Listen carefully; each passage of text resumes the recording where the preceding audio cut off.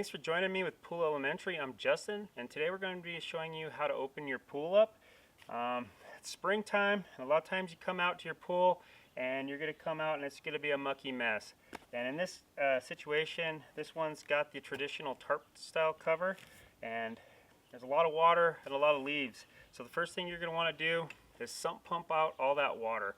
Once we get all that water off that cover, we can then use like our pool brush or whatnot to sweep all the leaves and the debris over to the side of one side of the pool, and basically we can muck that out. So that way when we take our water bags and water blocks off this tarp and slide it off the pool, it's not all just going to go right into the clean pool underneath this tarp.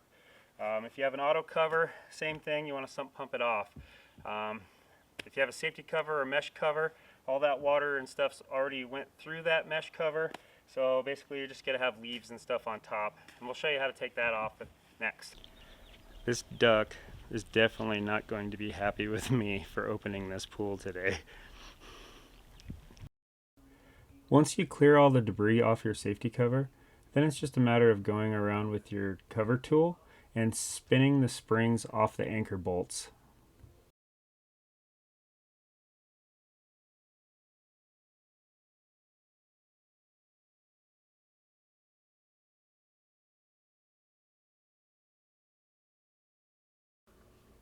If any of your cover anchor bolts are messed up or don't spin freely or are seized up, I'll have a quick link in the description box to get a new one.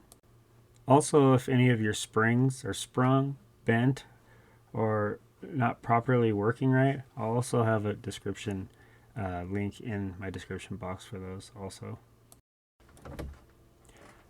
Now that we have all of the springs off of the anchors, now we'll go ahead and slide the cover off.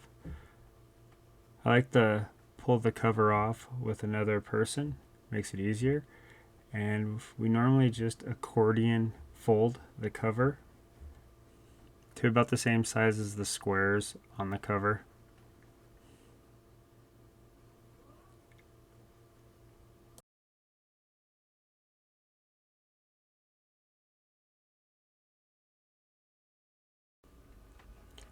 Then we'll just roll it up or fold it up and move it out to an area where we can reopen it up and spray it off. I like to clean all my covers before storage for the summer. So what we'll do is roll it up and then we'll take it out and spray it off with the hose. You should do this with all your covers before storing them. Let them dry for a while. They dry pretty quick. Once the cover's out of the way, don't forget to put your anchors down.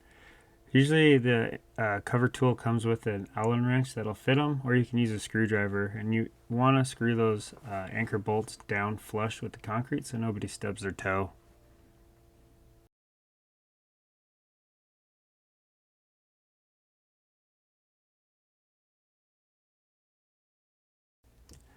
Next, remove any containers or jugs that were placed in the skimmer to prevent ice from breaking them. Sometimes there are also the green gizmos, which act as a ice barrier and a skimmer plug. So you'll want to remove those all from your skimmer. Next, these skimmers are actually plugged off with 1022 plug, which are the white plugs with the O-ring. I like to use a basin wrench on these. It works pretty good, and I don't have to put my hands down into the gross water. But if you're using a rubber marine plug, chances are you're going to have to put your arms all the way down in like so. If you do have one of these 1022 plugs, my favorite tool for these is one of these basin wrenches, like so.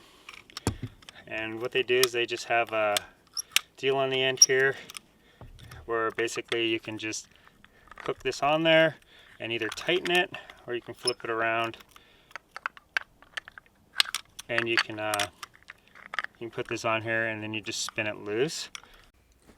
After we've removed the plugs from the skimmer, we'll now walk around with our return jets and we'll search the sides of the pool to try to locate them. In this case, this pool is pretty green, so it's a little tough to find them. But once we find them, we'll use a pair of channel locks to remove the 1022 plugs, or just hand loosen the wing nut on the marine plugs. And then we'll install our return jets as we take those winterized plugs out. Since our pool that we opened was so mucky green with algae, I couldn't really show you exactly what I was doing when I was pulling off the plugs and inserting the return jets. So I'll just go over it real quick.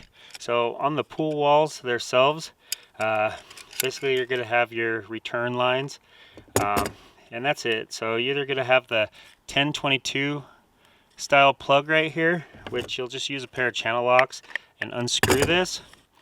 And when you winterize your pool, this is what keeps the water from going in. It's got an O-ring on it, as you can see.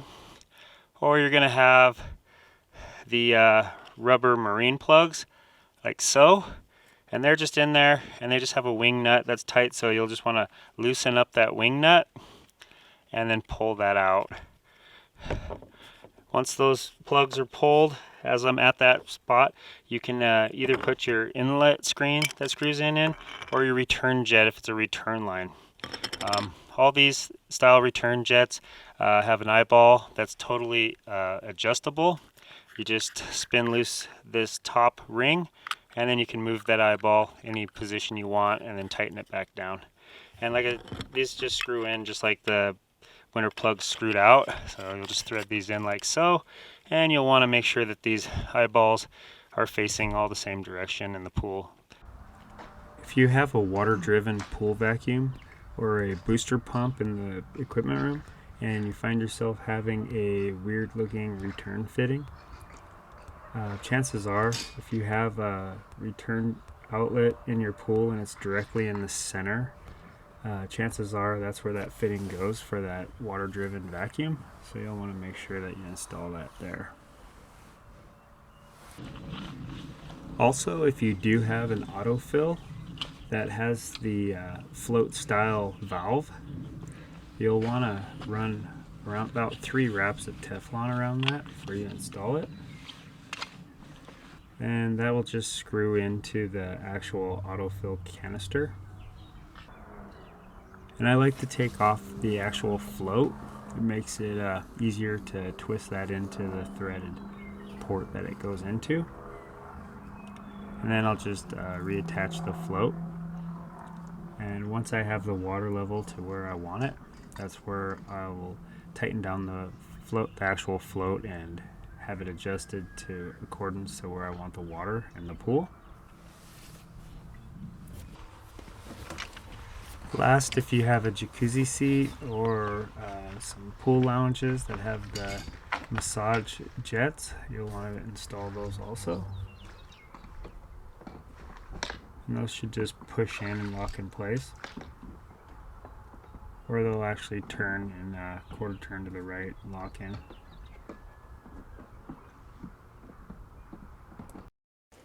Last thing, I like to slide my ladders in. Make sure that you have the rubber feet bungs on the actual ladder so you don't damage your liner. But I do like to wait to put my ladders in until I get the algae in the pool under control. But once they're slid in, there's either a 1/2 inch or 9/16 bolt on each arm of the ladder that you'll just tighten down to make them solid. So as you can see, when we winterize our pools, a lot of times we're going to put all of our return jets, all of our outside pool fittings and stuff in our skimmer basket. We threw all of our equipment plugs inside this hair basket that goes actually in the pump. So as you can see, there's a pressure gauge, filter plug, and 2 plugs for the actual pump itself. So we'll go ahead and start with the pump itself, and there should be 2 plugs on most of them, so we'll just thread those in. You always want to check these O-rings, make sure they're good. If you don't have an O-ring, you can go down to the local hardware store and just get an O-ring that will fit over top of these threads. Worst case scenario, you can always put a couple wraps of Teflon on them to get you by also. So we'll go ahead and put these plugs in, like so. And on this pump, there's also one in the front. We'll just thread that in. Next, we got our filter plug. This will just go on the bottom side of a sand filter. This one's actually really hard to get to, but we'll just thread that in. like so. Once we got our pump plugs in and we've got the plug in the bottom of our filter, next we'll put our pressure gauge in. And as you can see on the top of these sand filters, a lot of them will have this T-valve assembly, which is just plastic. It's got an air relief valve, so basically we'll want to thread that in. I'm just going to go ahead and take my Teflon tape and give it a couple wraps. And I'm always, when I'm putting this Teflon tape on, I'm always going over and under when I'm holding it in my left hand. And this will ensure that when I thread it in, it doesn't unravel my Teflon tape. I'm just going to go ahead and thread this in and get it started. Once it's started, we're just going to give it about 2 turns. And we just want to make sure that we can read it. You don't have to get too crazy when you thread this in. Like I said, this is only plastic up here. And what happens is if you over tighten these pressure gauges with Teflon on them, sometimes this will snap. If it's a Pentair filter, I'll have one of these in my description box. If you've got an actual gas heater, a lot of the times these newer ones with these composite manifolds on them are either going to have a twist-in style plug with an O-ring that's just going to plug in underneath that manifold. In this situation, this heater's pretty new, so they just come kind of with one of these zinc cartridges that actually just thread up into the manifold itself with an O-ring. You want to make sure you put some lube on all that. So I also forgot to tell you, before I put on any of these plugs in, I do lube up my O-rings with this product here. This is a Pentair silicone O-ring lubricant. You can use any O-ring lubricant that's out there. It's pretty cheap. You can find that on Amazon. I'll have some on my in my description links also. If you do have an older like Jandy heater or one of the Lars light heaters, they have the steel manifolds.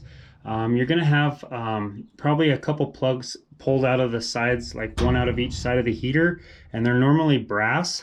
So what I like to do is put about 3 wraps of Teflon onto those brass plugs and thread those into the actual steel manifold also. And you'll know if you have some of those brass plugs because they'll be in that pump basket probably. So as you can see, this pool also has an automatic chlorine feeder. This one's an off line, so we're going to have to actually put the lines into it. And on these feeders, you can actually see one of them's going to say in and one of them's going to say out. The line that goes to the inside of this feeder is going to be the line that's closest to the top of this motor. So this is the actual line that's going to feed the water into the feeder. And these are really easy. They're just pressure fittings. So basically you just push the line in and you'll just tighten these down hand tight, and that should be good. If these do leak a little bit, when you go to turn the pumps on and stuff, you can take them back off. Just snip a little bit of that actual black tubing off to get a clean end, and then tighten it back down, and that should stop the leak. The one that goes into the back side where it says out is going to be the line that comes out after the water goes through the heater, just before it goes back into the ground and goes out to the pool, because you don't want this chlorine from this automatic chlorine feeder going through your heater. So all of our plugs are in, chlorine feeder's hooked up. The last thing we want to do is basically light our pilot light on our actual heater if it's a millivolt heater. In this case, basically it's just got a gas valve that needs to be turned on, and this one actually has electronic start on it. So all we have to do is just basically turn this gas valve to on, and it should be good to go. If it's not an electric ignition, basically you turn your gas on, and it'd be just like anything with a pilot light, and basically you'd have to turn your gas gauge to the pilot setting, push it in, and normally they're down either low down in here where you could use like a barbecue lighter and get that lit, or some of the newer heaters actually just have like a tube that comes out right here where you'll push in the pilot light, light a lighter, and it'll just shoot the flame into the tube and light that pilot. So whole nother different video. I'll go over some of those in another video for you. So now that everything is all plugged, ready to go, got everything tightened, basically got to put our pump basket in. And once again, there's usually a gasket on the top of these pumps. I like to add a little bit of this O-ring lube to those. Those all lubed up for the season. And the next thing is we're going to run a hose in here or add a few buckets of water. You're going to want to fill this pump up completely with water. And I also like to let the water run back into the actual skimmer and drain line. For, you know, if you're going to run a garden hose in it, I would at least let the water run back for about 20-30 seconds before putting this lid on, tightening it down, and firing it up.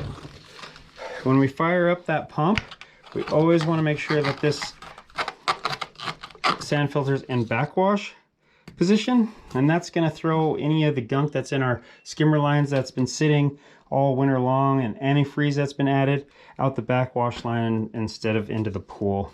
So filter on backwash, and then basically we're going to fill this pump up with water, tighten it down. And then also, if you have any way to actually turn off the drain line or the skimmer line, these pumps do prime up best if you're not pulling off of both the skimmer and the drain line. That's making the pump actually work harder, trying to pull the weight of the water up two lines. So if you can isolate by turning off a valve, like so, now this drain line's off, and basically all of our pumps just sucking from the actual skimmer itself. So a lot easier for this pump to actually suck and raise the water weight from one line like the skimmer than trying to pull water up two lines, being the skimmer and the drain. So if you do have any type of shut-off valves, do shut off either the drain or the skimmer when you're actually trying to prime the pump. It'll make it prime a lot faster. So with that said, basically all we got to do is fire this up now that we've got water in it, and this pump should prime up within a minute or two. So you'll just have to watch it, make sure you start getting water drawn in the front of this pump after it's been on for 30 seconds to a minute. Once your pump's running for a while and your sight glass on your filter itself is running clear, go ahead and turn the pump off, and then we're gonna flip this multi-port valve over to the filter position, and then we can turn our pump back on, and then our pool will start filtering. Once the pool's back on filter and our pump's running, this is where this air bleed valve comes in handy.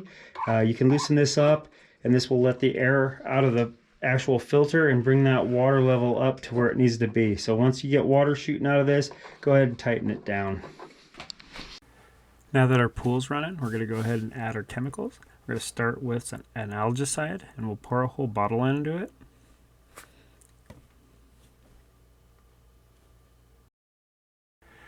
Now it's time to shock our pool. After testing our pH levels in the pool and making sure they're in between 7.2 and 7.8, so our chlorine's most effective, I like to double the dose to 2 pounds of chlorine to every 10,000 gallons. And if our pool has algae in it like this one does, I like to triple the dose and actually put 3 pounds in per 10,000 gallons. In the initial dose in the pool openings, I do put the chlorine right down the skimmers just to get a good chlorine dose down the lines.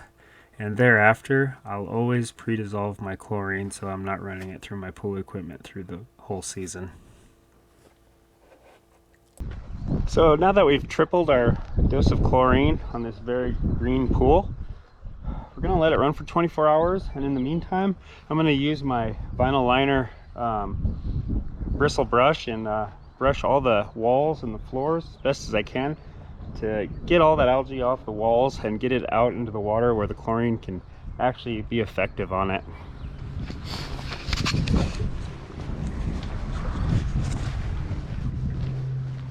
Thanks for joining me with Pool Elementary on our pool spring opening video. If you have any questions, leave a comment. I'll try to answer them as quick as I can. And as always, don't forget, like and subscribe. So, right after I got done filming that opening part of the video, you can also get some ducks in your pool. This little guy just flew right in on me.